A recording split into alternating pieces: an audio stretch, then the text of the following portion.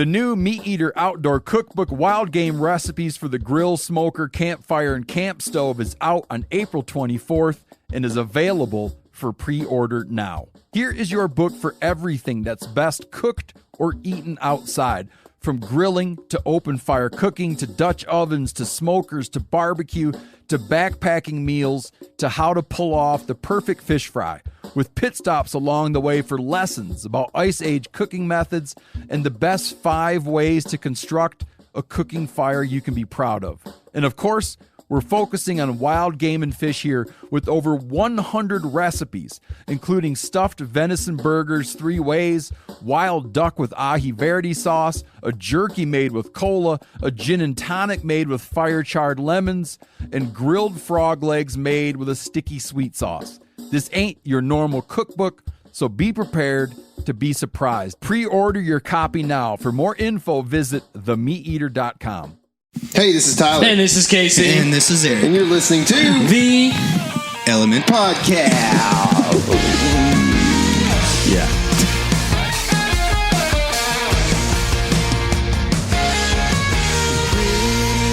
As a sunset, you know what I'm thinking.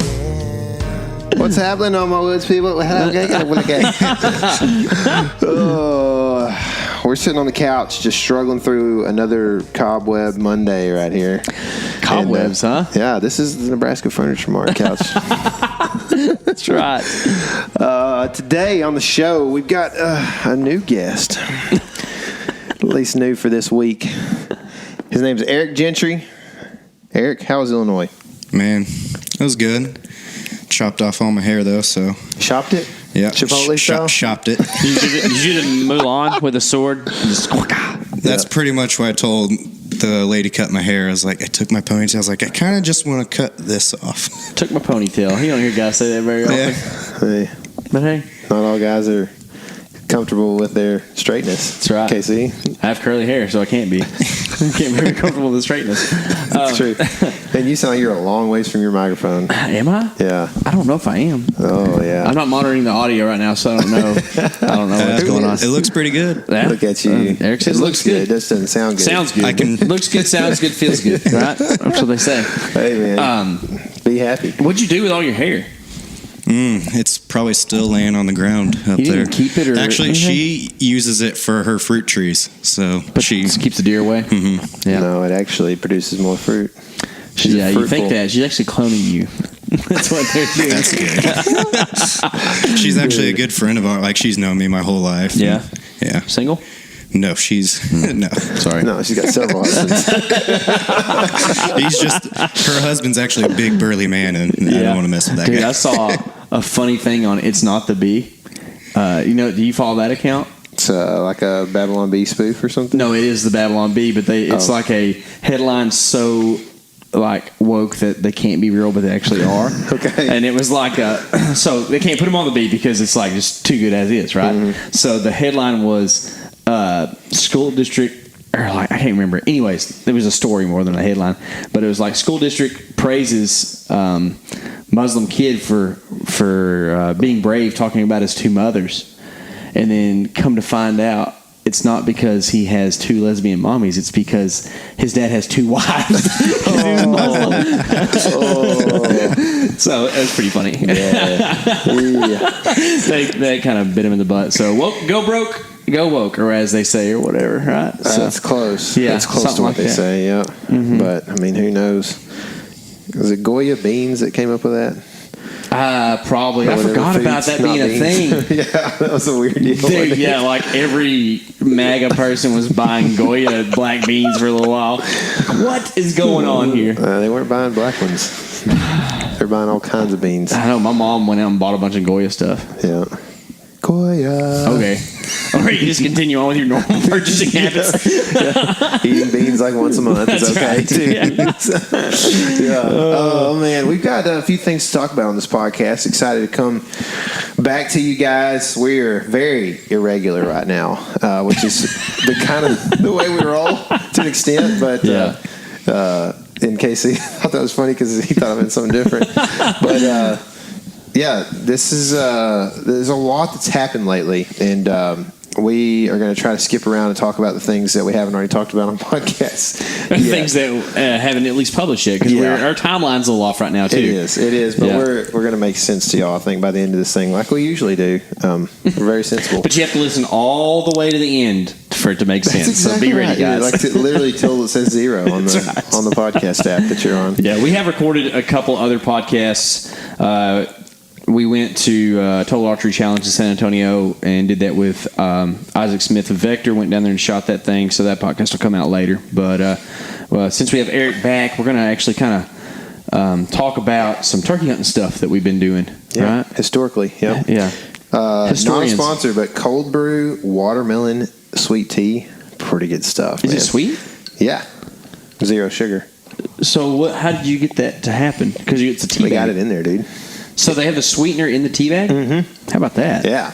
That's kind of innovative. It's good. The blackberry's good, too. Mm-hmm. Anyway, so one of the podcasts that we did recently was actually not on our podcast. It was on the Madam podcast, which is also known as Land and Legacy podcast with Matt and Adam. And we did that in a turkey camp in Missouri there on Adam's property, which is really cool because Adam got to come to our property last summer, I think. It was 2020. Was it 2020? Mm-hmm. Okay. 2020 summertime, that's right. Adam came out to both of our properties and did like he does consultation for a living, property consultation, but he did it for free for us, which is cool and very nice. What a nice guy. He's a super nice guy. And I don't know, it was very neat, but like seeing his property, the projects they do, like I just don't even know how they have time to do that stuff, but it's really cool. Him and his brother out there. We went and we're going to go turkey hunting with them. So the night before the turkey hunt, we sat around at the desk and talked on a podcast. It was the week after Easter, I believe. And Adam really wanted to talk about John 19. So we did some of that. It was good. You should go listen to it if you're interested in that kind of thing. Very much about kind of the experience of hunting and nature and creation and all the things. And then also a little bit about the way that we talk and why we say things that we say the way we say it, right? I forgot we talked about that. Yeah. Very interesting. Yeah, that was that was a good podcast. It was pretty funny because at the beginning, Adam was like, I'm thinking like 30, 45 minutes, guys. And I'm like, bro, we ain't even going to be on the subject until 30 minute 30. So. But, I mean, we did stay on the course pretty good, but it's something we're pretty passionate about talking about. Yeah. So. And they're just good friends of ours. They have been for a few years now, several years. You get 4 good friends who are also 4 podcasters in a room together. Yeah. Probably going to be some talking. Yeah, talking till the morning just about. About here. But anyway, it was a fun time. One thing that we got to do was hunt turkeys the next morning. We had I don't know. I don't remember how much. I don't think we had much time to hunt there, basically. But anyway, so the way that they hunt turkeys is a little different than you and I. There's this thing called 10th Legion. The way they hunt's a little closer to that, I think. I've never read that book. I have not cracked it. No.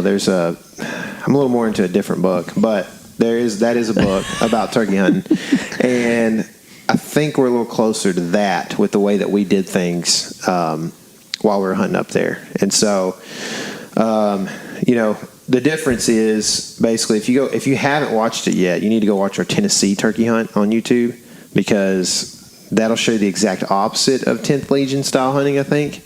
We're basically jump shooting turkeys like waterfowl. Yeah, I call it utilitarian style hunting. Yeah. It's like you just do the thing you have to do to kill the animal. Yeah. Within the legal bounds. You think an Indian would have let that thing get out there and not shot at it? No way. So, anyway, that's what we did. But here's something that I just wanted to say before we get too deep into this, I guess. So I have started through all this to understand, like, why people do it that way as opposed to the way that we do it. And I'm not there yet. I'm still the guy that if a bird gets up and flies off, like, I'm probably going to shoot at it because I want to take that bird home and eat it. I love eating them. And it doesn't, like, there's nothing inside me that convicts me to think really that that's not cool or that's not good or whatever. You know what I mean? So But I want to say that with the caveat of like, the way that they do it, I understand it, and I understand why they want to do it. It's the same concept or a similar concept to me holding out for a 3-year-old plus in Texas, or a 4 or 5-year-old in Kansas, or a certain class of deer score wise, or a certain number of points, or whatever. Or throwing a big swim bait because you want to weed out the 1-pounders or whatever. Or bow hunting instead of rifle hunting. You know, like so that we all have these things, right? But I don't project that on anybody. I don't say necessarily that you should bow hunt. I think maybe you should try if you like being close to animals. That's why I like it. So I like to get close to them. There's a lot of other reasons too, but as far as effectiveness goes, like a rifle's effective, and if you want to do that and be effective, then that's cool. It doesn't bother me within the legal bounds. Like do what you do. Anyway, so I just think that there's like, for me, a big part of the beauty of bow hunting is getting close to the animal and having these close encounters without getting seen, still remaining like a part of the tree or the part of the habitat, right? That's cool. And so I have some empathy for those who would, like Adam and maybe Matt, but Adam and his brother, they want, like, their experience that they're looking for in a turkey woods is because they grew up hunting turkeys. So they don't have that, like, I need to kill a turkey every year kind of thing, right? But their experience, what they're looking for, from what I understand, is basically what happened when we were there. But, call a gobbler in off the roost. He comes in hammering. He comes into one decoy. It's one hen decoy. There's no reaper. There's no fan. There's no Jake. Nothing. It's one hen decoy. He comes in. You got him fooled. He's love struck. You hit him with a, call. Stretches his neck out, gobbles, and you shoot him. And that's like the experience they wanted. And that's what happened. Like we went out and we. Chad, Adam's brother, had heard a gobbler the night before, and we all kind of split out and tried to do some stuff. And they actually had a cell cam set on the field below this. Yeah. And he got a picture of a gobbler after he had gone through to go listen. Yeah. Which is funny to see, like the melding, if I'm using that right. Yeah. Of like cultural, modern technology, stuff, still being implemented within that kind of stuff. Yeah, for sure. Yeah, it is interesting. But anyway, so he heard a gobbler or whatever, and kind of had a pretty good idea where it was. Well, we go out, the morning after we heard that gobble, and right off the bat, we get into the woods, we hear him kind of hammering, and we work our way down this pretty steep mountain, and get into a spot where like it's starting to get kind of light, and he's gobbling pretty close by, and so we're kind of weird about like whether he's going to stay there for much longer. We kind of need to hit him with the call so he has an idea where he's going after he gets off the roost, doesn't fly the other way. This is at least how I'm experiencing this. We don't know Chad and Adam's thought process at this point, so yeah. So, but I'm here on the invite for the most part, like. So I want to do it like they want to do it. You know what I mean? And they only want to take one bird off the place that day. So it's you're going to be the hunter, because I'd killed in Tennessee. They don't take two out of a group when it comes in. Yeah, they only shoot one bird. They don't double. Yeah. And they only take 4 birds off the property all year, 4 gobblers. So that was kind of like the thing. I was kind of there for the ride and to get a little bit of like social stuff with the phone and stuff like that. And you had shot a bird in Tennessee, so you kind of were like, all right, you're up. Yeah. So this is something I wanted to do it like they wanted to, and I wanted everything to go like they wanted to. It's their property. It's the way of wanting to do it. It's something that they are passionate about. And it's kind of like, I think of it like I watched a few Meat Eater episodes, right? Steve Rinella, like he goes to places and says, how do you do this? How do you skin that squirrel? How do you do this? How do you hunt this way? What are you doing with your dogs there? What are they saying to you? He's always asking questions. And that's kind of what I was doing. Is like, and so anyway, I didn't want to overstep any bounds by any means. Well, try to speed this up, but like this bird comes off the roost when we sit down pretty quick near a fire lane that they had cut, which made for like a little bit of a cleared place for maybe that bird to strut down to us. We put the decoy in that lane, set up. Eric's on my left, kind of slightly uphill of me filming, and we can hear this bird getting closer. And I'm like, yeah, this is good. And all of a sudden he hammers like 40 yards probably from us, and I'm like, oh. On the other side of a huge rock, huge, too. Yeah. like bunch of boulders, right? And so when he did that, everybody's like, oh, he's right here, dude. Well, Adam's right behind me and Eric, too, kind of like talking us through this thing, you know, and pumping us up. And when I hear that, I'm like, he's about to come over the top side of that rock, which our decoy's on the bottom side of the rock. Yeah. And I'm like, oh, this is not good. Because he's coming right at the call, right? He's not coming to our decoy. So anyway, I should have told Eric at that moment. I thought about it, but I should have told you, like, hey, he's going to come out on the top side right there. Yeah. And instead of doing that, I didn't do it because I thought, I don't want to be the guy that, like, is like, oh, you do this, you do that, you do this, and then mess up the whole thing for everybody. But, you know, when Adam is kind of more of a turkey expert than I am, and so I didn't want to mess it up. But that's what I would have done if it was just you, me, and KC. I would have said, hey, you know, turn and face that rock right there. And I would have jumped out about 2 steps, you know, just slid out about 2 steps and been able to shoot around you. Well, long story short, Gobbler comes down on top of the rock, strutting and spitting and drumming and everything. And Eric's kind of facing downhill. And so the bird's on his left. And so, I mean, the bird is at 20 yards by the rock. We can't move at all. It's dead calm. It's to the point where, like, Adam's telling me and Eric to breathe shallower because we're like steaming. Our breath is like steaming, and it's getting caught in the sunlight and stuff. You know, I'm always worried that the turkey's going to catch me just heaving over there because every time the first gobbler of the day comes in, and this is a new experience for me.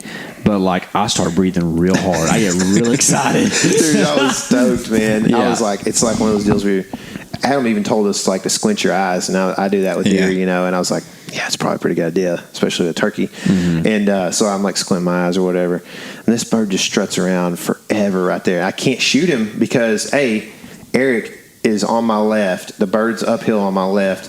And if I shoot, it's not that I'm going to hit Eric, but it's going to just, like, collapse his eardrums, and it's just not good etiquette, right? So I'm like not even entertaining shooting at this time, and it would be real hard to get on film because like, Eric's got to swing around. Yeah, shoot while he's, you know, all of a sudden gets out of strut. But anyway, he's just like and drumming. Oh, like I can hear him hard on the drumming. I don't know what it was where Chad and I were sitting where we could hear it better than y'all could. We were just kind of behind y'all, but I had like such good view of what was going on. It was awesome. The dude was the reddest head I've ever seen, and then like the top of it was white, you know, because he had like that dual coloration thing going on, and like he was going, and it was just, dude, it was so sick, and he did it for like 20 minutes, 30 minutes. It took forever. Yeah. What is neat though is that in that, Adam and Chad kind of have a way they want to do it. But they were willing to shoot that bird the way it was. It wasn't like, oh, no, he didn't come where we wanted him to. Like, it was, Adam was trying to get y'all set up to turn around on that bird to shoot it. Yeah, for sure. I mean, at one point, the bird finally was strutting, facing straight away, and Eric probably couldn't hear what either one of us are saying, but we were yelling at the same time, like whisper yelling, like, turn. Like, we were freaking out, and then all of a sudden he turned back before Eric could even move, you know. So we didn't get a whole lot of footage of this particular moment. Anyway, the bird works, long story short, a full circle around all of us. And you and Chad are like probably, 10 yards or less behind us. And the bird works all the way around right close to y'all, right? We have a fence right behind us. Yeah. And so that turkey like kind of went and got up next to the fence, then went under the fence and walked down the hill. And I bet you, I couldn't see behind me, of course, so I was just standing still. I could feel him, and I could hear his footsteps, so he's real close. Yeah. Chad was about 90 degrees around the tree from me, or a little more, so he could see him go down the hill. I think he was like probably 12 to 15 yards from Chad at one point in time. So scary. Yeah. Well, so he works off because we were quiet, and dude, I'm telling you, there was no wind. So there's 5 dudes standing at the quietest 20 yards from this bird, and somehow over the course of like 30 minutes or more, this bird never spooks inside of us and never really gets weird or anything. And as soon as the bird like kind of crests the hill, there was like at least 3 different toots that went off. We all had Casey's pizza the night before, so the bird never saw our decoy, I don't think. No, I don't think so. Which is weird because when he was on top of the rocks, I felt like he could have seen it potentially, and he was definitely only like 20 yards away. But we were in thick stuff. He never saw the decoy. So anyway, if he had seen the decoy, it would have been game over. Never did. Circled around the opposite way of the decoy, up the hill just slightly, and then all the way back down. Started working back downhill towards the field in the bottom. And when he got out of sight, like we could hear him hammer every once in a while. He was probably only like 70 yards, but we he started heading downhill or whatever. And Adam was like, "Let's just rock and roll. We'll go up the hill to top field." Well, the hill was steep, and it was a pretty good haul up there. And we blitzed it, dude. And something's weird about it because I feel like Adam does a lot of driving. And probably doesn't work out a whole lot. And that dude and Chad just got up that hill like seemingly like nothing. We were sucking wind. We were sucking wind pretty good. And I think that's where I started feeling like realizing like I wasn't just normal. Like I was kind of sick or something. Because I was like, I shouldn't be this tired right now. But I thought maybe it's just an adrenaline thing. I didn't know. I had it going on too. As soon as we get to the top, I think we all started coughing. Oh, yeah. I didn't like cough, but I'll tell you I was tired for sure. I didn't have any of the breathing stuff. But anyway, we were all tired. We get up to the top of the hill finally. We're like, people are shedding clothes. We're sweating, like we're not sure if this bird is even really. We're going straight away from this bird, right? Uphill, he's going down. And so basically, Chad's like, I'm going to go out to the edge of the shelf over here and try to, call him back in because he was hot. And try to hit him, call him back in, and we're going to all, the other guys are all going to kind of go set up in this field, right? This is going to be picturesque if it actually worked. But anyway, he goes out to the edge of that thing. As soon as we split from Chad, I think Adam got out his box call and made a sound and got the bird to hammer again. And I will never forget this. It was just a funny kind of Adam thing to do. He looks at me and says, "He likes the way we talk." And we all went piling the logs. They're good callers, man. Yeah. They're really good. Effective. Yeah. I would probably say that over good. Yeah. Because Mitchell's good, like world champion good, but like end result was the same, and Adam and Chad both didn't use like a variety of sounds too much. I just thought he had really good control because there was when that bird got close and we called to him a couple times. Adam could call really quiet and not have any squeaky notes or anything. It was pretty cool. So but anyway, so Chad goes out to the edge and starts calling way down in the bottom, out in the holler, and we're all just kind of standing there out in the middle of this field. Not in the middle, but it's a small field, but we're out there like 40 yards off the tree line maybe. Yeah. It's actually a clear-cut food plot that they put in up on top of the ridge. Right. And they put in a little water feature or whatever too. And there was a trail camera. That trail camera, cell camera was right there. And, one of them that they had pictures of turkeys on and stuff. Well, we're just standing there and we're kind of just messing with each other and talking or whatever. And all of a sudden we see this Sasquatch Chad coming through the timber, and he's doing that whole like fast walk. And when he sees that we see him, he does this whole like, "Hey, he's coming," and kind of like hits his arms, like "Get down," And so we were like, "Oh crap!" So we like blitz for this brush pile that was part of the cleared brush, right? This homemade blind. Is that what that blind. is? It was a big brush pile that they cleared and worked perfect for a blind, So we get down. Eric gets behind this log right behind me, and I'm sitting up against the logs. Adam's to my left. KC and Chad kind of get back into the left, kind of a little bit out of the action. And we sit down and like within like 30 seconds, this dude is gobbling and coming through the timber like. Probably within a minute of sitting down, I see him at like 70 off to the left just a touch. And I was like, there he is to the left, there he is to the left. And, Adam and Eric saw him, got on him. Hadn't reviewed the footage yet, but we're going to try to start putting that together at some point. Hopefully that'll come out sometime in the next couple of years. And anyway, the bird comes out through the timber, strutting, just huge, perfect circular fan, And he comes out, the sun's up now, so like all the colors, dude, like all the colors. And he gets to the edge of the field and then just kind of stops and works his way real slow at that point. He sees our decoy, and the little water feature, also known as a pond or a pool or a tank or whatever you want to call it, is sitting there. and he's like on one side of it, and the decoy's on the other side. And so it's kind of a weird deal where he's kind of almost like a little bit hung up, like this hen should come around this thing to me instead of me have to come around this thing. But he's at like 35 yards probably, and so he's working his way to the decoy slow. So we sit there for a couple minutes, and I want him to work into the decoy just to see how he reacts, because I think that's what they want, right? Mm-hmm. And I feel like that's what they want. And Eric's getting footage of him and stuff, and all of a sudden, I'm not even pointing at the bird. I'm pointing towards the decoy so he can get closer, and I'll shoot him there. Well, Adam's like, see if you can get your gun, turn around and point it at the bird. And I was like, well, I mean, I can, or we can just watch this bird strut for a second, So I was like, I'm kind of in that mode now all of a sudden, And so I just sit there for a minute, and he's like, I guess he thought I didn't hear him, He goes, I'm gonna gobble, and or I'm gonna make him gobble, and when he does, shoot him, or whatever. Basically, move your gun over and shoot him. So I'm sitting there, whatever. I'm like, all right, you ready, Eric? He's like, yeah. And so I'm Adam hits like a loud yelp or whatever, and that bird just goes. And when he does that, I yank over about a foot and put it on his head.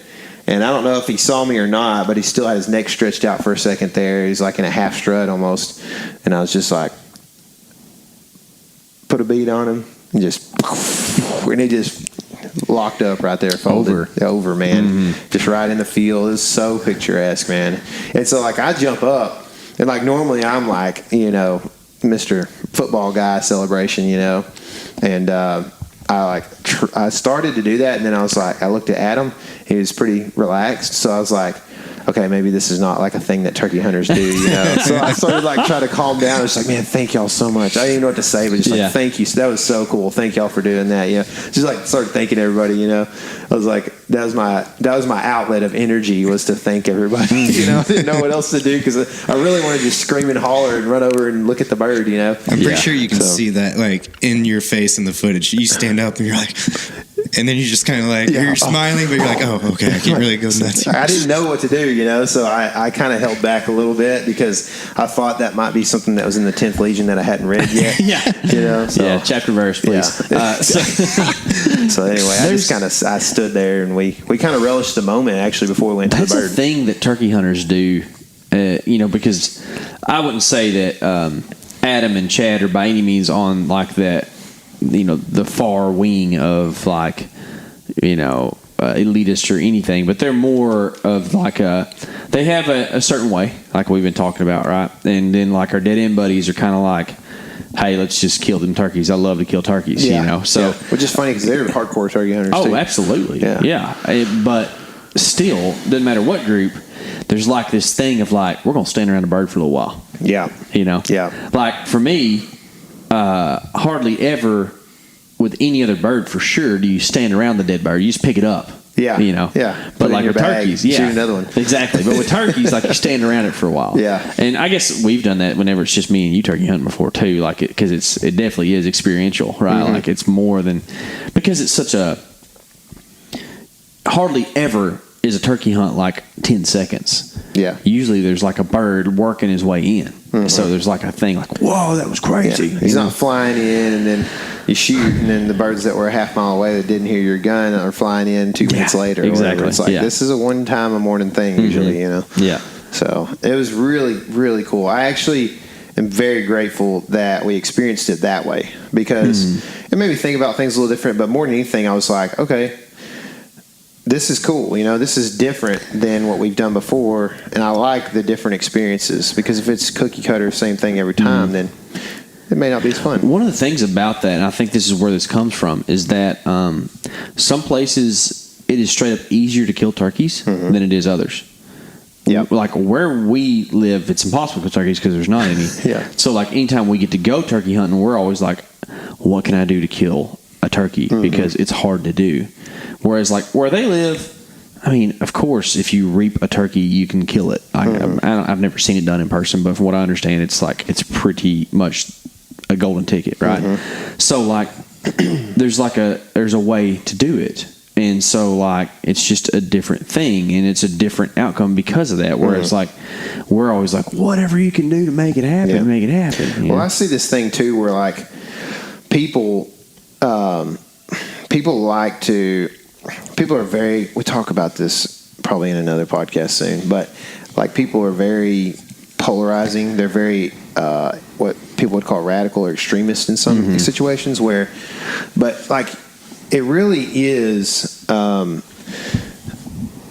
Like people think that reaping shouldn't. People that reap and put it on video are reaping because they want to make a video, right? And to an extent, as a guy who makes YouTube videos, I understand that. You know what I mean? I do understand that. But what people don't understand is like you're watching a YouTube video. So to watch YouTube videos of hunting, people have to go out and make those videos while hunting. Yeah. And you're probably not going to watch it if there's not a kill in it. A lot of you, right? So yes, you're enabling them. Yes, they are doing something that you may not like 100%. But those guys are spending resources on hunts that, yes, are fun, and sometimes maybe aren't so fun, and they're trying to bring stuff to you. So it's all this whole thing where, like, it sounds great that they're hunting for a living, but I'm just going to go ahead and say I've never reaped a turkey. I don't know if I ever will. I wouldn't be against it. I'd like to try it once. I would like to try it too. Yeah. Because I understand close to stuff. Yeah. Yeah. And I understand people who are like, well, why do you have to do that? Let's just conserve if there's enough birds, you wouldn't have to reap them. So let's do a conservation thing. And I understand all this plays together, right? But let's also just be careful to not like rage dudes that are doing that, necessarily. And I mean, there's like we have to hold some people responsible, but we also maybe should see the whole picture of what they're doing as opposed to one video and then just rage on it. You know I think what I mean? the safety concern is the bigger thing for me than anything. Yeah. I think that it's a real, like, if there's a way to get shot hunting, that's the way to get shot. Well, a way to not get shot while reaping is to be like in that field where you're at, in the heart of the property. Yeah. You know what I mean? Yeah, exactly. On a place where they know nobody else is. I mean, essentially, a poacher could always be there, but whether you're using a turkey decoy or just walking around in camo, poachers are, potentially threatening. Yeah. So should we not walk around in camo? Yeah. You know what I mean? I don't know. Yeah, exactly. I'm doing it on private land, Yeah. I don't go out on the first day of rifle in Sam Houston and walk around. Yeah, with a deer head on. Yeah. Yeah. But it's just, Anyway, so I'm just trying to help everybody to think about it. Maybe, I don't know. I just feel like that. These people are trying. Yes, they are trying to kill stuff on video. Yeah. Because some of them make a living doing that. Yeah. So I'll tell you what else. If I had the option, I would do it the way we did with Adam and Chad, or with Mitchell and Patrick with me later. Every time. It's fun to call in birds. Yeah. Like that is cool. But that's not always something that you can guarantee happening. It's easier to sit there than to crawl halfway across the pasture with a reaper on. So I'm the same way. It's like, let them birds come to me all the way gobbling. Yeah. That's all I want to watch this. Dude, it's cool being 15 yards from a strutting turkey. Yeah. Like that is a neat thing. So that reminds me of one thing I want to say also. When that turkey was strutting in the field at the very end there, there was rocks. It's a rocky country, so there's rocks on the ground. And I every time, like he was when he was strutting at like 30 yards, I shot him at about 30. I kept hearing the sound, and I was like, "Why is Adam moving behind me?" And then I kept hearing him move. And I'm thinking, what is he doing? Like he knows not to move right now. And so I finally started timing up those movements that Adam was making with the full struts, and I was going, "Dadgummit!" Like it's weird because the sound was bouncing off my hood on my jacket, I think, but it sounded like it was coming from behind me. What it was is that turkey, every time he stretched out a full strut, his wingtips hit those rocks and it was going like that, and so it was bounced off my hood. And I finally figured it out before we ever shot him, but I was freaking out for a second there, like it's about to ruin this whole thing. What is he doing? That's a thing that happens throughout turkey hunting. Is sounds sound like they're in a different place than they are. Yeah, all the time. Yeah, it's weird, dude. The 180 is a real deal. Yeah, buddy. Like it came from behind us, right? No. Yeah. 2 people heard it this way in front of us, you know. And then It's behind crazy. us guy is actually right usually, or whatever. You know what I mean? Like it's strange. Yeah. And I've experienced it. I've been the guy who was wrong in that a couple times. I'm like, I know that bird's right out there, and it'd be behind you. It's weird. It's because your ears are, you got like deer ears that can see like 320 degrees. I wish, man. I wish I could move them around, point in different directions. That'd be cool. Yeah. So, also, while we were in Missouri, congrats to the bird, by the way. Thanks, dude. It's freaking cool. He was big. Yeah. It surprised me. I want to start weighing them when we go do Easterns because I want to see. Yeah. Because the other people are doing that stuff. And it ain't hard to carry a scale that can go to 30 pounds or whatever, So, I mean, we got a scale that'll measure in grains. I think just cutting the head off that doesn't have any feathers on it. And is that measuring what the you weigh? heads. Yeah. From the head heads. down? Yeah. Yeah, that'd be good. People would love to They see would that. love to see that on film. So I also caught something or had something worth weighing. Catching any turkeys? Wasn't it catching them turkeys? Catching gobs. So while we were there, we're always maximizing, right? Yeah. Like, gotta make the most of the trip. Can't just have downtime. I can't, it'd be terrible to relax and enjoy yourself, right? So instead, we're gonna just work ourselves to the bone and enjoy ourselves that way. But So I'm real tired right now. That's right. We've been scouting this thing out. We're like, man, Missouri's smallmouth country. I'm gonna take some rods up there and do a little fishing. Well, We saw some blue water on the way in, yeah, too. We were exactly. Like, whoa. Yeah, we got to do this thing. So there's a little creek not far from their place that we had been scouting out on the map, and we're like, hey, is there any fish in there? We're like, some kids went down there and caught some creek chubs the other day. You can go down there and see. And we were talking about it for a while or whatever, and then they make mention of like, yeah, you know what? There used to be a trout hatchery near here, but it's been gone for a long time. But kind of like making the point that the water's cold enough for trout. Oh, cool. I didn't think nothing of it, right? So we go down there. I have on from a previous fishing trip a heavy streamer. You have a little bit lighter streamer, and I go and run my streamer through the kind of the foamy water on the low water crossing, and right away, woo! And then out of nowhere, one of the biggest trout of my life starts torpedoing out of the water, jumps like 5 times, and then wraps me up in a root ball before I know what's going on, and I have to break off. And I was so sad, and I was like, oh my gosh, I can't believe that happened. Because I would have never thought it was a trout until we saw it jump, and we were all kind of like looking at each other like, is this what I think it is? Sure enough. Well, you cast in there a little while more, and I don't think your fly was heavy enough to get down to the right column of water. Deep. Yeah, deep spot. And also turbulent water, so that means no sinky. Mm-hmm. And I was like, okay, well, I went over and tied on another heavier fly and made a few more casts and had another big thump. Boom. And this fish stayed down for a while. I was like, oh my gosh, what is this? And he starts stripping off drag and going downstream. And we'd already talked about, like, hey, if you hook another fish, give it line and let it get down past that root ball. And I just start letting line out, and my line's wrapped around my reel butt, and I'm trying to net. Line management is the toughest part of catching a big fish on a fly rod, for sure. There's always a panic moment. It never goes smooth, right? It's always something crazy. And why is that? For those who don't fly fish that much, because you don't reel the line in, you're stripping it in with your hand, so you end up with a pile of line at your feet. Because you need as much line as possible to make the distance of cast that you need, and then you're using that to bring the line back in, to bring the lure or the fly back in.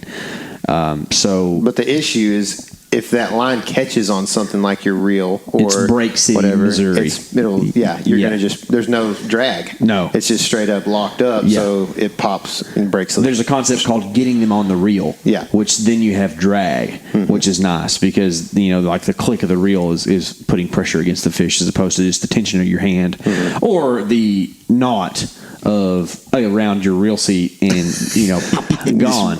Done. See you later. Done. And I'm thinking at this point, I'm like, oh, I'm not getting more than 2 shots of this. We got to land this one. So I start letting line out. I actually feed him a little bit. You do the Mike Ike thing, which I never quite understood. You have to have cocaine in your system. That dude can pull line out of a reel faster than Oh my goodness. Yes. Have you seen the one where he breaks the spinning reel fish off? And then jumps in the water and gets it. Keeps his hand on the boat. Yeah. And catches the line as it's going sinking to the bottom of Lake Erie or whatever it is. Insane, dude. It's insane. Yes. Mike Iaconelli was a gift, dude. I know it's crazy. You are the Mike Iaconelli of hunting. That's it, dude. Always optimistic. So Brian never said give about up. me at the bow shop. Of all the stuff, he's like, K.C. gets a little excited when he shoots something. I was like, I didn't even think I was that guy. Am I that guy? I guess I'm that guy. It's good, dude. Yeah. Excitement's the best. It is, dude. I love being excited. And I was excited about this fish. And we all kind of got excited about it because I was barefooted at this point. Didn't want to get my shoes wet. So I'm standing in freezing cold water. And I end up going down on this gravel bar. I'm like freaking out. At this point, I'm freaking out trying to go to the truck. To get boots. I was going to get a net. Oh, yeah. And I was like, surely there's a net in here somewhere. Could not find a net. And all of a sudden I was like, okay, let's just get boots and we'll go across the river and down into the stream and, just hand them up. And so I come running back with boots. Well, you're already barefoot, taking off across the river. Oh, I took my shoes off while I was while fighting you the had that fish. fish on. Oh, my goodness. Yeah. What a loser.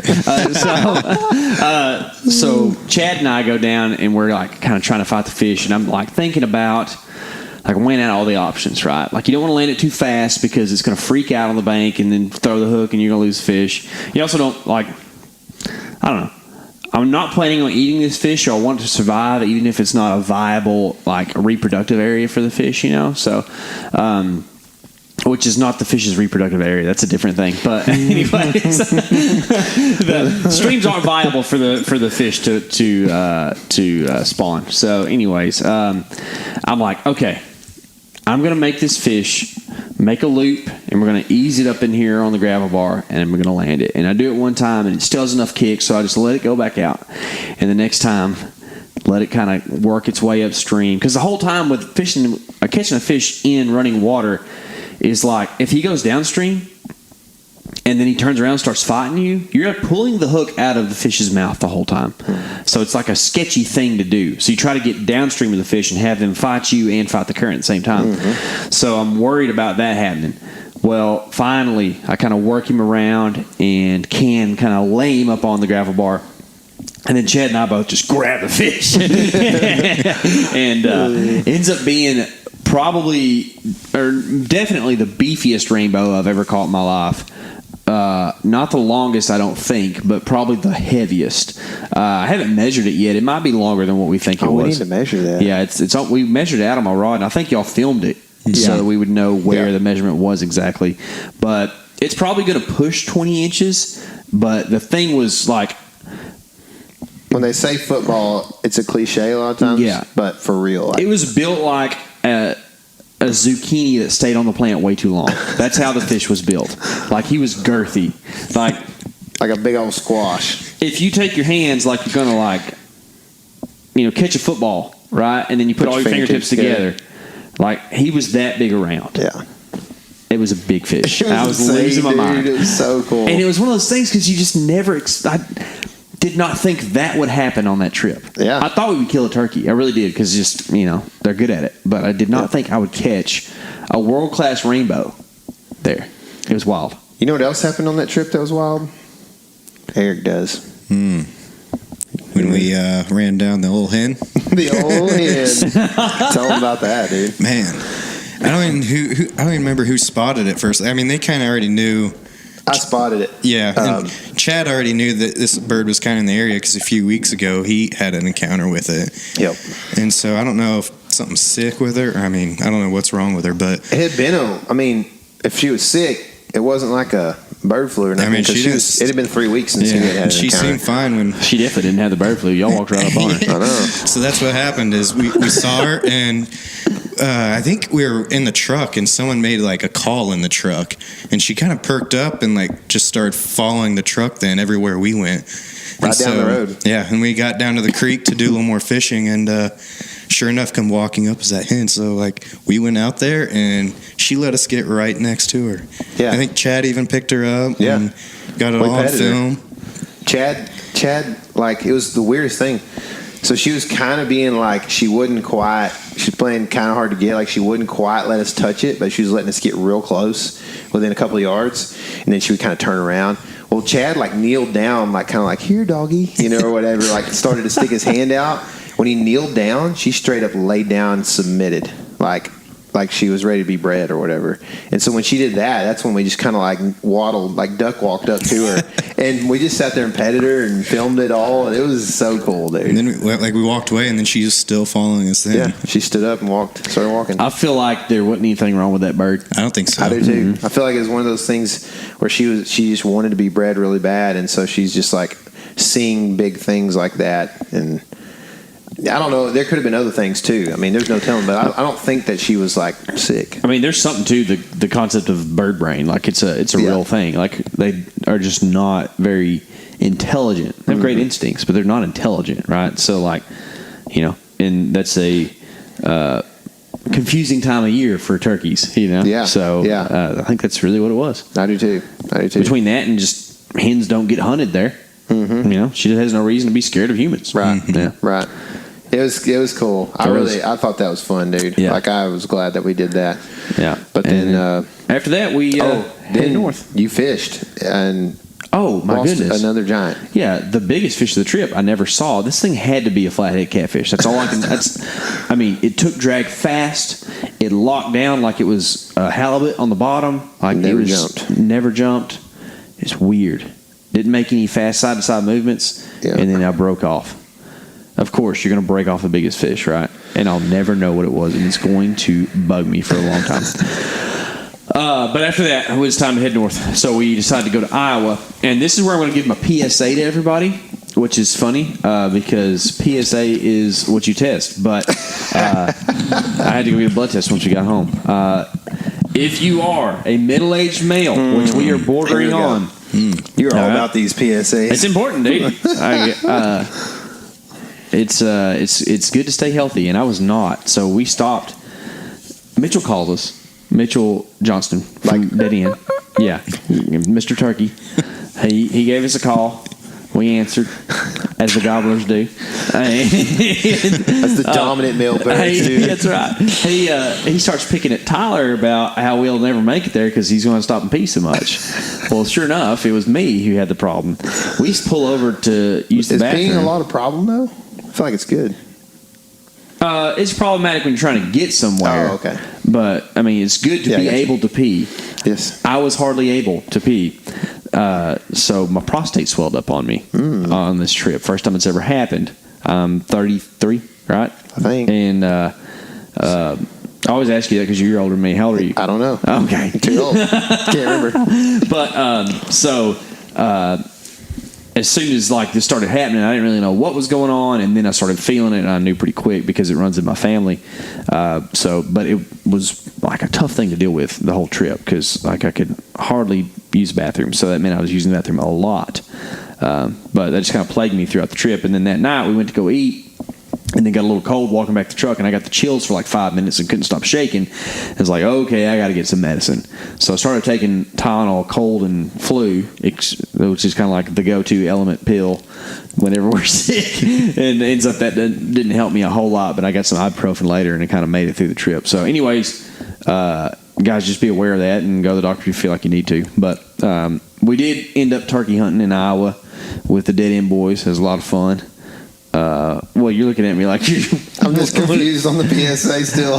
Oh, public service announcement? No, I know what it means. I was just confused on how you were servicing them. By telling them, beware of the prostate thing. If your weenie hurts, go to the doctor. But ain't your ween too much. Well, maybe just eat better, too, because we had pizza 3 times. That would have been more of the PSA, I would have thought. Well, it's just get checked out, make sure, because it can ruin a trip real quick. My dad and granddad had to come home from Colorado because my granddad had prostate problems, so they didn't even get to elk hunt that time. I got you. So it's just a male thing, right? Especially once you're in your 40s, start getting those blood tests because they check your PSA level, which I don't really know what that stands for, but it's the prostate thing. service announcement. Yeah, exactly. Anyway, so that's the PSA, in case you were confused. So that's about it for that. I've been to the doctor since we've been home. Everything's cleared up. I'm very thankful for that. Prayers answered on that for sure. But peeing up even now, right? Not quite. I'm probably not 100% still. But I wonder if it's because of the medicine I'm on. It's It's called Flomax, so like it relaxes some muscles down there or something. So I wonder if I don't have like the PSI that I normally do because of that or something. I don't really know, but what PSI Pounds per square inch. Yeah, I don't know. What? This is freaking hilarious. Good. A lot of guys can relate to this, okay, Kyle? So, anyways, Patrick gets here late that night. Otherwise known as PP. Otherwise known as PP. Wow, everything's coming together. That's right. I tell him before he gets there, I'm like, hey, man, we're real tired. So if we don't stay up and talk, don't be offended or anything. You know, he's like, oh, yeah, man. Patrick is a East Tennessee guy, so his accent's different than ours, but very country still. And he's like, oh, yeah, man, that's good. No problem at all. And so Patrick does get there about 9:15, and we still end up staying up late talking because that's how it goes. And then everybody rolled in. I don't think Mitchell and Jeremy hardly slept that night at all. But we all met up the next morning and went out and went hunting. Had a really tough weather day. And did y'all hear much from birds first day? Yeah. Y'all did? Yeah, we did. Mm-hmm. Yeah. We hunted public, and we hunted public almost the whole time, and heard a lot of birds actually. When you hunted private, you didn't have as good a hunts as you did on public, right? I sent y'all to a place that I was like, this is going to be awesome, and then it wasn't. Sorry. We shot at a bird on public. Yeah. By the way, you mean you? Me. It was flying far, so I didn't want to offend my 10th lady. Yeah, sorry, guys. I think I just did. Yeah, we're going to knock a couple legions off of that one. I don't know if y'all have read that chapter, but legions are actually bad in the Bible, and we are many. But anyways, no, so I had a good hunt that day, too. That morning, we called in 2 gobblers. And it was one of those situations where in turkey hunting, you always end up like sitting. If there's more than one guy, you can end up sitting on the wrong side. And it's almost like it happens more often than it doesn't, especially when you're filming, right? Yeah. So we spotted birds and made these moves. Mitchell went up and, played gobbler and hen and all this stuff. And was doing the thing. Mitchell does this deal. He's so good, dude. He's so good. He do his yelp, and then he'll or something like that. And it's a turkey sound, but the birds are 500 yards away. They're not hearing that thing, but he's so much turkey that he can't not just be a turkey. Right? Playing gobbler and hen. It's so funny. It's like Ken and Barbie, but different. It is. Jeremy actually had a story about Mitchell about falling asleep that first night. You remember? I didn't hear this. He was driving back to where they were, and it was so late, and they were up pretty late the night before. So Mitchell's just struggling to stay awake. So he's owling out the window to stay awake. I've heard a story. I don't know if it's in the same story or not, but that Mitchell was asleep taking a nap. That was the day. Yeah, I'll tell you about that in a second. So, very well might be why good things happen. But so part turkey, that morning we had birds come in. They got weird on us or whatever. But they were like, Patrick and Mitchell were fired up about the place. We're like, oh, we can kill those birds. We'll kill them tomorrow for sure. So they were pumped, because this was the bad weather day. It was supposed to be better weather the next day for turkey hunting. Well, it rains most of the midday, and we ended up having a rain break, and we went over to this private place that y'all ended up at, and we had this weird situation. Y'all just have to watch the video because it's super long to explain. But we had a turkey in our lives for an hour, and he would never get closer than 50 yards, and then there were deer and another gobbler. Yeah, he was strutting the whole time. And I feel like that's holding your breath for 50 minutes. It was holding your body, breath, but it feels like holding your breath when they strut. Strut, yeah. But it's just what they are made to do. Yeah. They also can cover ground crazy fast. Yeah. That's what's weird. But in that hunt, I told Patrick too. I was like, even before this hunt, I was like, man, I am not good at picking out a spot on the ground and sitting there and getting set up to be comfortable for a long time. I think I'm good, and then 10 minutes later, it's like my legs are asleep and I'm hurting. That's how it always works. Because I just don't sit on the ground a whole lot. Whitetail hunting, if we're on the ground, we're usually moving around, or we're in if we're in a saddle, those cruisers are so comfortable, you don't have to move around too much, right? Yeah. So I'm just not accustomed to trying to do that. That is a good point. Yeah. But I, of course, did that. I sat down, because I thought like, oh, he's just gonna run in and we're gonna shoot him.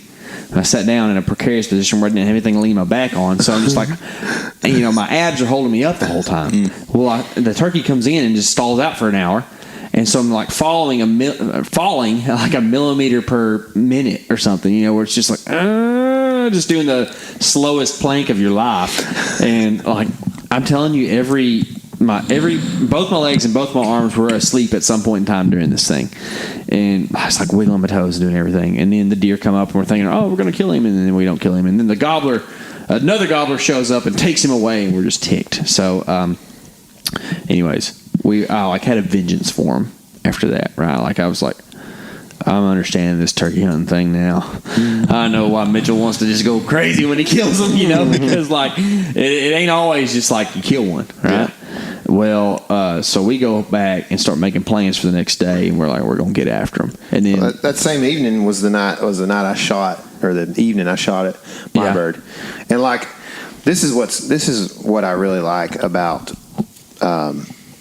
electronic or digital mapping. What I really like is we pull off, we're on public, and we're just driving around. Well, we pull into a parking area, and I'm like, I gotta take a leak. It's raining, whatever, a little bit, sprinkling pretty good. So I pull out, I hit a call, don't hear anything, start to take a leak, and all four of us there, Jeremy, Mark, Eric, and I, and take a leak, and then I hit another call. And Jeremy's like, I'm pretty sure I just heard a gobbler. Something along those lines. Anyway, I don't remember the exact story, but I can see Jeremy being the guy who's like, when he says, I'm pretty sure that he definitely heard one. Yeah, for sure. So anyway, we do confirm that there is a gobbler somewhere, right? So we have an idea which direction. We do some calling stuff. We kind of get our stuff together real quick, and then we hit a call again, and or we actually like blitzed into the woods like 30 yards off the parking lot towards the direction we thought he was at. Start calling and don't hear anything. Call again a couple more times. Finally, we hear a gobbler. And I'm like, and what's good about it is I'm sitting in the parking lot and nobody really knows where we're at but me. And so I'm like, he's like, before we went off the parking lot, he was like, is there public that way? Because that's where we thought the bird was. And I was like, oh yeah, there's a ton. So we go off into the woods, hit the calls, don't hear nothing. We finally hear him again, and he's in a different direction we thought he was. And it's across the road. And I'm like, he goes, oh man. And he's like, that's probably not public, huh? I look on the map like, yep, there's public there, So it's pretty good to have OnX just be able to tell you any random moment when you just like have to pee that all of a sudden, oh yeah, there's public land and there's a bird over there hammering right now, So anyway, I confirmed there is a lot of public across the road on the OnX. So I'm like, and this bird's pretty close to the road, and so I'm like, dude, we got to get across the road. There's no way. We just had a car go by. I was like, there's no way this dude's going to come across the road right now. So I was like, let's just go. So we took off, went out of the parking lot, went down the road like 50 yards and hopped in on this little road that doesn't get used. It's a, service road for the people who manage the public there. And we go right up to this big mess of like locust trees. They got thorns all over them and limbs all under them and stuff. And I'm like, all right, hit a call. So Jeremy hits a call, and this dude is like 40 yards right over the hill from us, dude. No. He's close, man. It was like freak out. As soon as it happened, we were like, ah! And so I said, sit down. Well, they start trying to get in front of these couple of locusts, and there's a bunch of dead limbs there, and we made a bunch of noise doing that. So I was thinking, just sit down. When he comes over the hill, we'll shoot him, right? Mm-hmm. They wanted to do the get in front of the trees, so I kind of went along with it. We made a bunch of noise, cracking limbs and stuff. Long story short, this dude wouldn't come any closer. He was out there for 20, 25, 30 minutes or whatever, messing around. Finally, top the hill. I see him. He sees me, I think. And so I told Eric, I was like, hey, just follow me. So we get up, start walking over the hill, which is not like a sharp hill. It's a long, drawn-out hill. We get over. He's not there anywhere. I'm like, what in the heck? He probably went down to the straw. I see grass moving.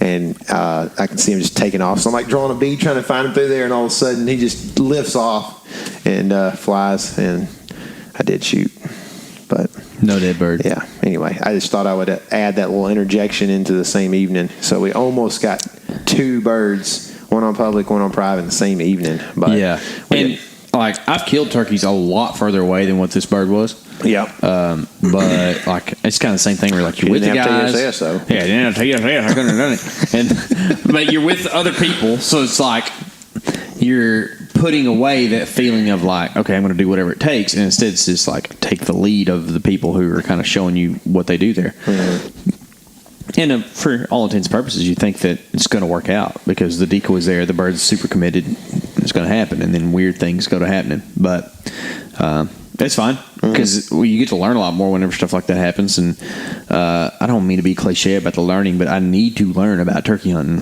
if I'm going to be able to do it successfully on my own because it was just not something available to us here at home. So I was glad for the experience retrospectively. In the time being, I was in pain. I mean, it was bad.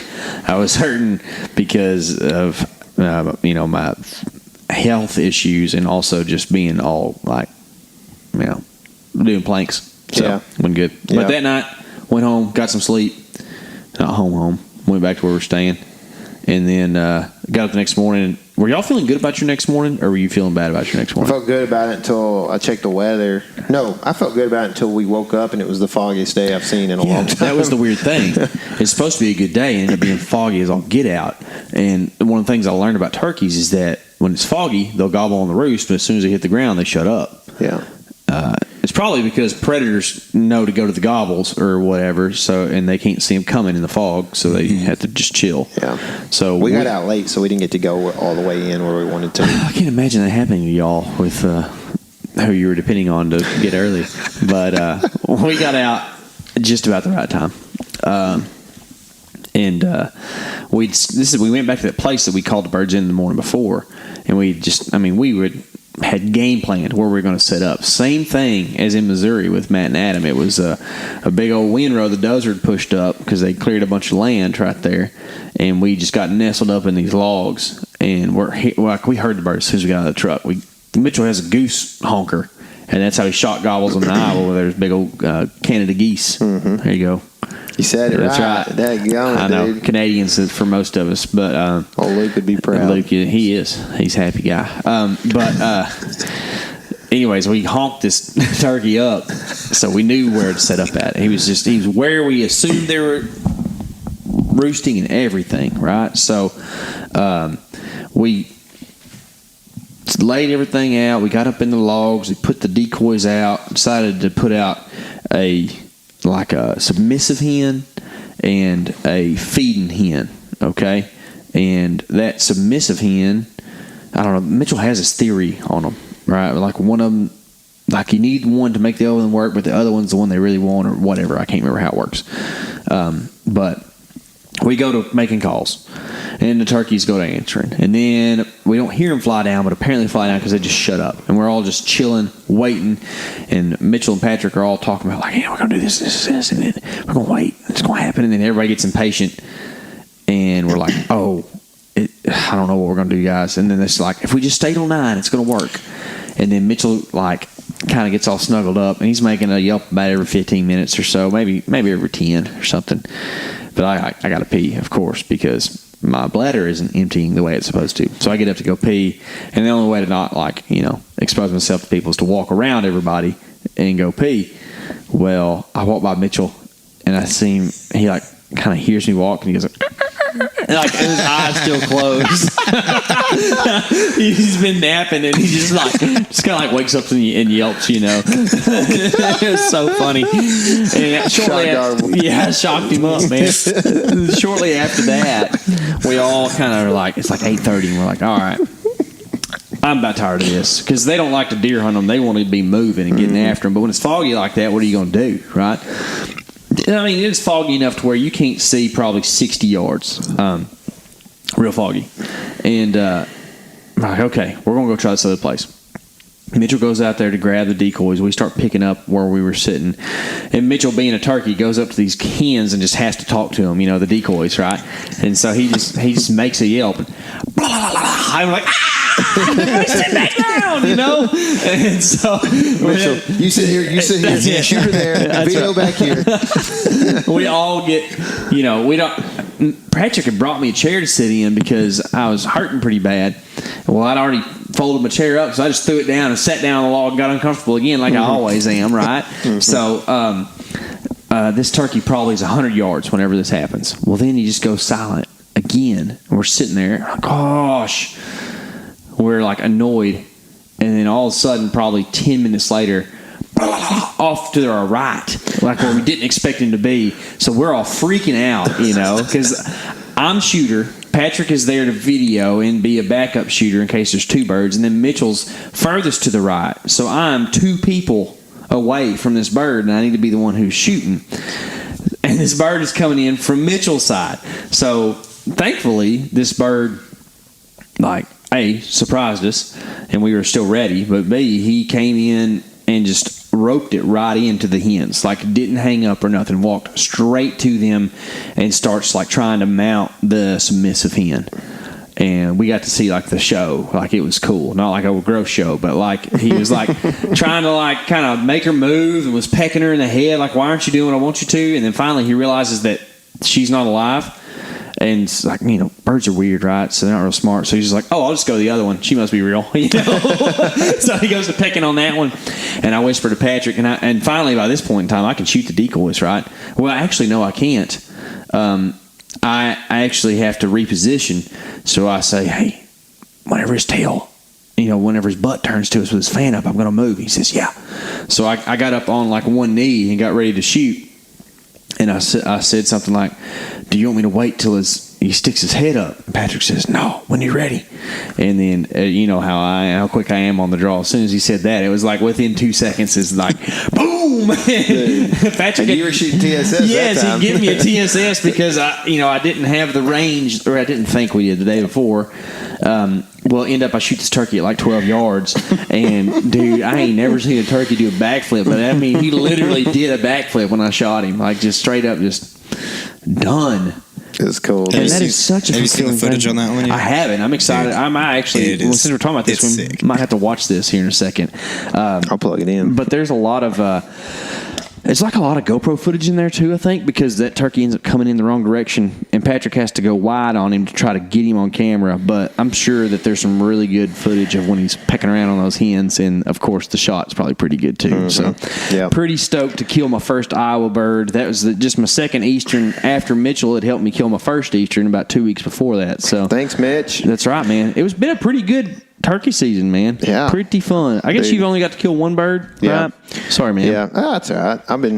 I've tried for sure. Yeah, but it's just the way it worked out. But I'm satiated for sure. Yeah. And I don't know. It's been great. That Iowa bird that you killed is that video plans to release on Cinco de Mayo. All right, dude. So Cinco de Pavo. if you want to grab you some chips and salsa and watch the video that night. Tres colores, baby. That's it. But how many colores do we have today? We had a bunch, I think. A lot, We had for those sure. colores and salsa everywhere we went. Mm-hmm, yep. That was good. But you recently have set up a bow.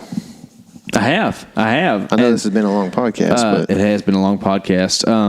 So I got my new SR350 in the mail the other day and got the sight and all that stuff to set up. So is that a caliber? Yeah. I think that probably is about right, actually. But that's a Bowtech, and first year shooting a Bowtech, and I like that sucker because we just went and shot it at TAC, and I shot the 109-yard caribou with that thing, so I'm pretty stoked about it. Did we talk about that already on the podcast? Yeah. In a different podcast. Oh, yeah, different podcast with Isaac. Okay, I didn't know if we talked about it today or not. How long have we been talking, Eric? What does it say over there? Do you want the exact? Yeah. Whatever. How many minutes at least? 106. Okay, that's about right. Oh, that's Sorry, not too guys. bad, yeah. Y'all don't hate us for an hour and 6 minutes. About 130, you're about tired of us. But yeah, so I like that thing a lot. We'll probably actually do a video about like setting up a bow and stuff like that. Maybe a couple of them, because those bow shot videos are pretty fun.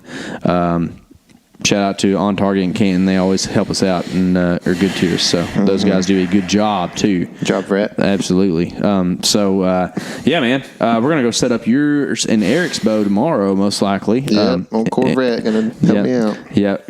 We'll give Kevin to Eric. I think Will. I had him last time, I think. Did you? Yeah. He's the Vets.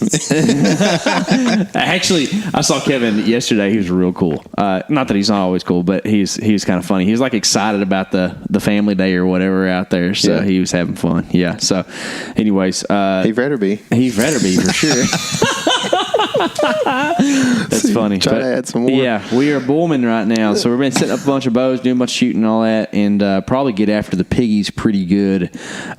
We might have another hog video in the works. Who knows? We're trying. I mean, we took Isaac from Vector from the tack stuff back home to try to shoot a pig the other night, and we kind of botched that situation a little bit. It was weird, man. I don't know. I mean, there's just no such thing as a guarantee in hunting, even when you think there is. So, like, I don't feel that bad about it. Could we have done things differently to maybe kill the pigs? Probably. But, like, I don't know. We've done pretty well out there, like, knowing they're at the corn and going up and stalking them. So I didn't feel that bad about the situation, you know? But we probably would have been better off, like, ambushing. But yeah, we just kind of messed around too long, I feel like. Made me sad. Yeah, sorry. I really wanted Isaac to shoot a pig because he's a good dude, and he really was excited to shoot a pig, I think. So. He was. He says he had fun. I guess I believe him. Yeah, he's hard to believe because he's so nice. That's right. Oh, he had his first Whataburger. Oh, yeah. And we had so much fun in Whataburger because I think Tyler knew this was going on, so he like was playing it up. But like, wanted to film Isaac's first experience in Whataburger. That'll be in the video. But like, you kind of like hammed it up a little bit with the camera in Isaac's face. That way, people thought he was like somebody real special, which he is very special and near and dear to my heart. But like, people were coming up and talking to us a lot in Whataburger, and they thought Isaac was like a famous guy or something. And this one lady. Isaac is he's so innocent, right? So like, he's not thinking this way. This one lady, you heard what she said? Is that right? What he says that she said is, What does your shirt say? Who are you with? All I heard was, who are you with? Yeah. That's all I heard. I don't know, man. Isaac turns to this lady and says, it says Mountain Tough, because like, I don't know what that is. It's a fitness thing or something like that. But it's on his shirt. It's on his shirt. And if she didn't say the first thing and only said, who are you with? He just was like, why didn't you read my shirt? It says Mountain Tough. It says it right here. It says Mountain Tough. I am led to believe that is the case. Because she did not say another word. She look at him. She's looking at her food. Ma'am, if you're listening to this podcast, he did not mean that in a mean way. No, he didn't. No. From now on, we've got this running joke. It says Mountain Tough. No, we also say, who are you with? Who are you with? So, yeah, good times, man. It was good, man. Mm-hmm. Well, I got your turkey footage pulled up. Good. I'm fixing to watch that. So can I watch it too? I suppose you can. Good. I guess a couple of things real quick before we get done. If you guys would be so kind as to head over to YouTube right now, we've got. Well, I guess it depends. We won't have the Iowa video until, like I said, Cinco de Mayo. But we do have the Tennessee turkey video if you haven't seen it. And I know how many people have seen it, and I know how many people listen to this podcast. So there's a few of you out there that have not seen that video. It is a cool video. I think you would enjoy it. But yeah, so that's kind of what's going on. And then also we're going to have a pond hopping episode that's going to release here probably about a week from when this podcast releases. So another bass fishing video, if you're into that thing, that'll be something to look forward to, and that will hopefully come out whatever the second week in May is, sometime then. So that's kind of the idea, the schedule for the next couple of weeks. We're going to be bringing another podcast to you with Isaac about a week from this one, and then just got more videos and stuff that are going to be in the works. Hey, while we're asking people to do stuff, we haven't done this in a long time. Y'all go leave a podcast review. Yeah. We haven't done that in forever. Yeah. So we'd really appreciate that. It'll help us reach more people and just get the good word out there, like they say. So we have some new partners that haven't been like formally announced or anything, but those people will be giving us stuff to give away. So we might have to do a podcast review giveaway one of these days. And the way we do those, it's all backdated. Yeah. So it doesn't. I mean, if you've ever left a podcast, you are in the drawing. So you can leave one now, and you're still in the drawing. 6 months from now, if we do something like that. You can leave as many as you want to as well, because you can go get on other people's phones and leave podcast reviews. So go ahead and get started. If you're ever out and about in a public place, just grab a phone, hop on iTunes or not iTunes. Sorry, that makes me sound like I'm 46, but hop on the podcast app and give a review. Yeah, that's it, man. Yeah, that's cool. Yeah, that's about it, right? Anything else? Remember to do all that, because it's a lot to remember.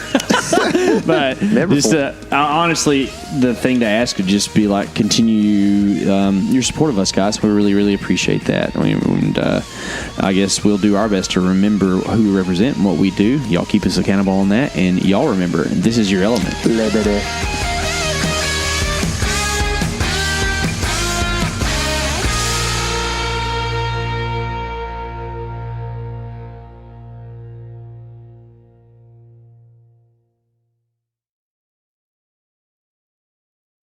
The new Meat Eater Outdoor Cookbook Wild Game Recipes for the Grill, Smoker, Campfire, and Camp Stove is out on April 24th and is available for pre-order now. Here is your book for everything that's best cooked or eaten outside. From grilling to open fire cooking to Dutch ovens to smokers to barbecue to backpacking meals to how to pull off the perfect fish fry, with pit stops along the way for lessons about Ice Age cooking methods and the best 5 ways to construct a cooking fire you can be proud of. And of course, we're focusing on wild game and fish here with over 100 recipes, including stuffed venison burgers 3 ways, wild duck with ahi verde sauce, a jerky made with cola, a gin and tonic made with fire-charred lemons, and grilled frog legs made with a sticky sweet sauce. This ain't your normal cookbook, so be prepared to be surprised. Pre-order your copy now. For more info, visit themeateater.com.